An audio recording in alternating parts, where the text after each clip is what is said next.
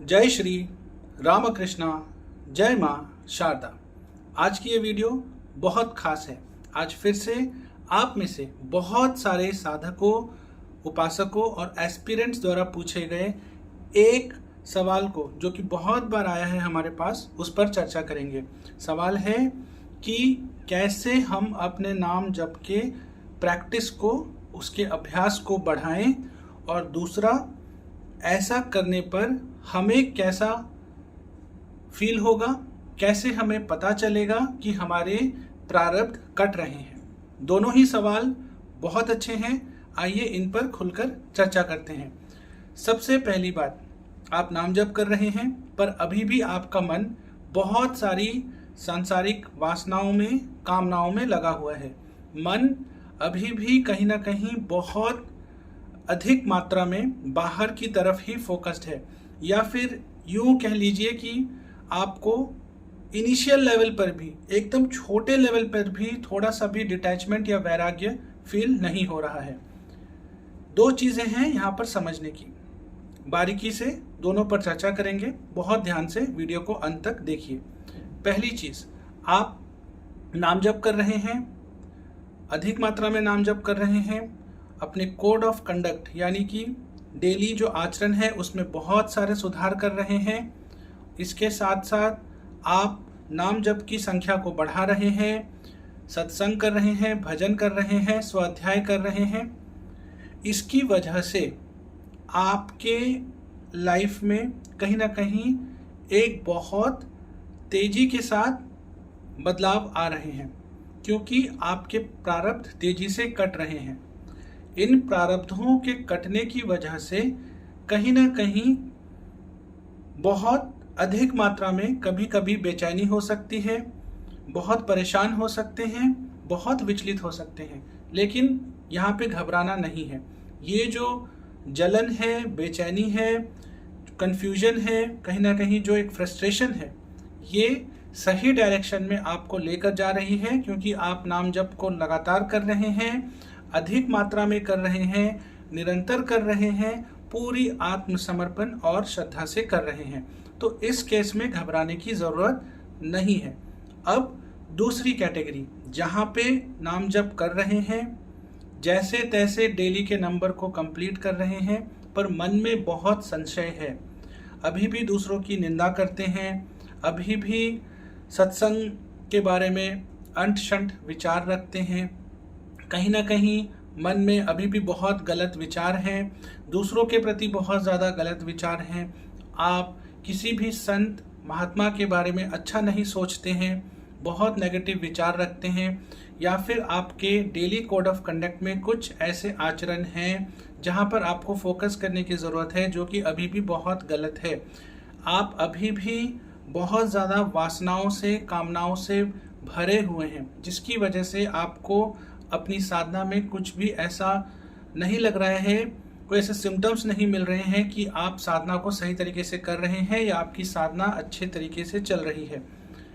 इस दूसरे वाले कैटेगरी में एक चीज़ आपको समझना है, आप इस जगत में जो भी अचीवमेंट्स प्राप्त कर लीजिए, जो भी मटेरियलिस्टिक चीज़ों को प्राप्त कर लीजिए, एक दिन आपको उसे यहीं छोड़कर जाना है। ये परम सत्य है, और इस सत्य को आप जितनी जल्दी और जितनी आसानी से एक्सेप्ट कर लेंगे, एक, आप आध्यात्मिक जर्नी में उतनी तेजी से आगे बढ़ेंगे। दूसरा, आप गहरे ठोकर, या जो मैं कहता हूँ हैमरिंग, आपके ऊपर उस तरह की हैमरिंग नहीं होगी, क्योंकि आप पहले ही समझ के सतर्क हो गए हैं, सजग हो गए हैं। तो जितना आप सोए रहेंगे उतनी तगड़ी हैमरिंग होगी, और फिर आप चाहिए या ना चाहिए, फिर आप ऑटोमेटिक भागेंगे उसी रास्ते में। तो उस तगड़ी हैमरिंग से बचनी है, खुद का बचाव करना है, तो जाग जाइए, उठ जाइए। यहाँ पर गहराई से समझिए, आपके साथ आपकी मृत्यु के बाद जो जाएगा वो है आपका नाम जप, आपका मंत्र जप, आपकी साधना, आपके कर्म, और किस तरीके का आपका कोड ऑफ कंडक्ट रहा है, आपने उसके बेसिस पे कैसे कर्म संचित किए हैं, वो आपके साथ जाएगा। फिर चाहे आप किसी भी योनि में जाएं, आप इन्हीं चीज़ों को अपने साथ कैरी फॉरवर्ड कर कर आगे लेके जाएंगे। बाकी आपकी गाड़ियाँ, आपके मकान, आपके फ्लैट्स, आपका पैसा सब यहीं रह जाएगा। आप इन चीज़ों को लेके जाने वाले नहीं हैं और ये परम सत्य है। लेकिन अभी आप समझ कर भी, जान कर भी उन स्टेप्स को ले नहीं रहे हैं। कहीं ना कहीं बहुत लेजी हैं, या फिर चीज़ों को बहुत हल्के तरीके से ले रहे हैं, या फिर ये सोच रहे हैं कि ऐसा सबके साथ तो होगा, ये सत्य है, पर मेरे साथ ऐसा कभी नहीं होगा। ये सोचकर आप अभी भी सोए हुए हैं। आप यहाँ पर चीज़ों को गहराई से समझिए कि जो सत्य है वो सबके साथ घटेगी। आज नहीं तो कल, कल नहीं तो कुछ और टाइम बाद मृत्यु एक सत्य है और हम सभी को एक दिन यहाँ से जाना है। ये एक ऐसा सत्य है जिसको हम नकार नहीं सकते, जिसको हम डिनाई नहीं कर सकते। इसलिए आप ये चीज़ दिमाग में रखिए कि आप स्वयं के साथ क्या लेकर जाएंगे। अपने कर्म, अपनी साधना, अपना नाम जप, अपना मंत्र जप। जितना अधिक आप नाम जप में फोकस करेंगे, जितना अधिक आप स्व अध्याय, योग, प्राणायाम, अपने आचरणों को ठीक करने में समय लगाएंगे, ये सारी चीज़ें कलेक्टिवली आपको एस्टैब्लिश होने में, अपनी आध्यात्मिक जर्नी में हेल्प करेंगी। ये सारी ही चीज़ें एक हॉलिस्टिकली आपको हेल्प करेंगी कि आपका नाम जप का जो प्रैक्टिस है, जो अभ्यास है, वो धीरे धीरे बढ़े, जिससे आप तेजी से अपनी आध्यात्मिक जर्नी में आगे बढ़ सकें और तेजी से अपने प्रारब्धों को काट सकें, या फिर आपके अंदर इतनी क्षमता आ जाए कि आप उन्हें झेल सकें और झेल कर, उन्हें फेस कर कर आप आगे बढ़ जाएं। आप विचलित होकर, घबरा कर, बेचैन होकर कहीं गिव अप ना कर दें। इसलिए सबसे इम्पॉर्टेंट चीज़ है, यदि आपको अपनी अभ्यास को बढ़ाना है, अपनी प्रैक्टिस को बढ़ाना है, निरंतर नाम जप करते रहिए। अब आपके मन में एक चीज़ होगा कि मेरा हाथ किसी और काम में बिजी है, लेफ्ट हैंड कहीं और बिजी है, राइट हैंड से मैं कुछ काम कर रहा हूँ, मेरे लेग्स चलने में बिजी हैं, मेरे मन में 100 विचार हैं, मैं हर जगह, माइंड भी मेरा ऑक्यूपाइड है, तो मैं नाम जप करूँ, कैसे करूँ? करना तो चाहता हूँ, पर कैसे करूँ? आपका जीभ वो तो रेस्ट कर रहा है ना। माना कि आपके हाथ बिजी हैं, आपके पैर बिजी हैं, आपका शरीर बिजी है, आपका माइंड बिजी है, आपका जीभ तो रेस्टिंग पोजीशन में है। जीभ से तो आप नाम जप कर सकते हैं, जीभ को तो नाम को रटने में लगा सकते हैं, लगाइए। पहले पहले सब बेकार लगेगा। पहले पहले जब आप जीभ से नाम जप करेंगे, आपके मन को लगने नहीं देगा, आपको बताएगा ये सब बेकार की चीज़ें हैं, सब व्यर्थ हैं। धीरे धीरे इस हैबिट को करते रहिए, करते चले जाइए, करते चले जाइए। एक टाइम आएगा, यही हैबिट आपकी सारी इंद्रियों को कंट्रोल में लेकर आएगा, आपके मन को कंट्रोल में लेकर आएगा। नाम जप रेगुलर होगा, नाम जप पर आपकी कमांड बनेगी।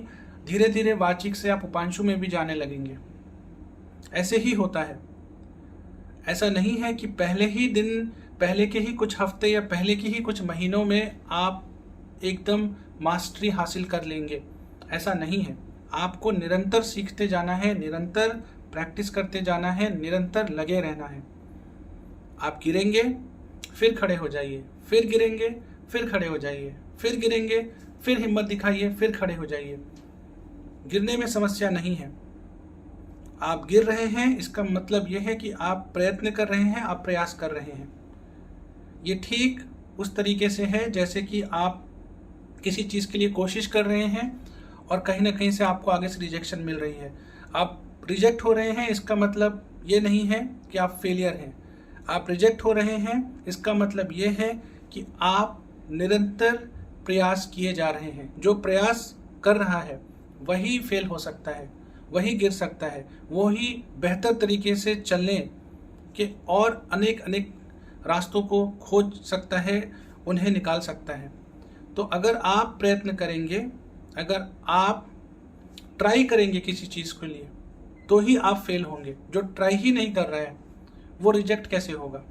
तो कभी भी किसी चीज़ के दो पहलू होते हैं, नेगेटिव नकारात्मक, पॉजिटिव सकारात्मक। आप पॉजिटिव चीज़ को देखिए जो आपके बस में है, आपका जीभ से आप नाम जप को करते रहिए, यहीं से परिवर्तन आएगा। धीरे धीरे आप देखेंगे, अभी जो आप 5 मिनट 10 मिनट में परेशान होते हैं, एक अवस्था ऐसी आएगी, ये 5-10 मिनट आधा घंटे तक चला गया है, दिन में 1 घंटे तक चला गया है, कुछ महीनों के बाद 2 घंटे तक चला गया है, धीरे धीरे संख्या बढ़ती चली जाएगी। एक चीज़ ही करना है, श्रद्धा से लगे रहना है।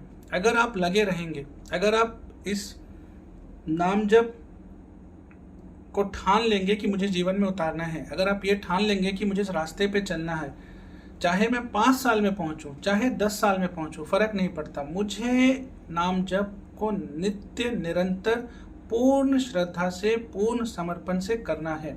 बस दैट्स इट। बस मुझे यही पता है, मुझे यही करना है। आप लगे रहिए, बाकी नाम जप पर आप छोड़ दीजिए। और कभी भी आप नाम जप के पावर के बारे में, या फिर कभी संतों के बारे में, कभी सत्संग के बारे में, कभी स्व अध्याय योग प्राणायाम के बारे में, या कभी किसी और के बारे में, कमी खामियां गलतियां, इन चीज़ों को ना देखें। आप सिर्फ अपने लक्ष्य की तरफ पूरी अपनी एनर्जी को लगाएं। आप पूरी एनर्जी अपनी साधना में लगाएं। आप खुद को बेहतर और अधिक बेहतर बनाने के प्रयत्न में लगे रहें। दुनिया क्या कर रही है, कोई क्या कह रहा है, कोई क्या कर रहा है, इन चीज़ों में पढ़ने से अच्छा है अगर आपके पास समय है, और अधिक नाम जप करिए, और अधिक स्व अध्याय कीजिए, अच्छी अच्छी किताबों को पढ़िए, अच्छी अच्छी आदतों को जानिए, उन्हें अपने जीवन में उतारिए। अच्छा अपना एक सर्कल बनाइए, सत्संग करिए, भजन करिए, कीर्तन करिए। इसी तरह की योग, भारतीय संस्कृति, आध्यात्म, आयुर्वेद, हस्त मुद्रा से जुड़ी वीडियोस को देखने के लिए हमारे चैनल को सब्सक्राइब कर लीजिए और नीचे बेल आइकन को प्रेस कर लीजिए। हर हर महादेव। जय हिंद, जय भारत।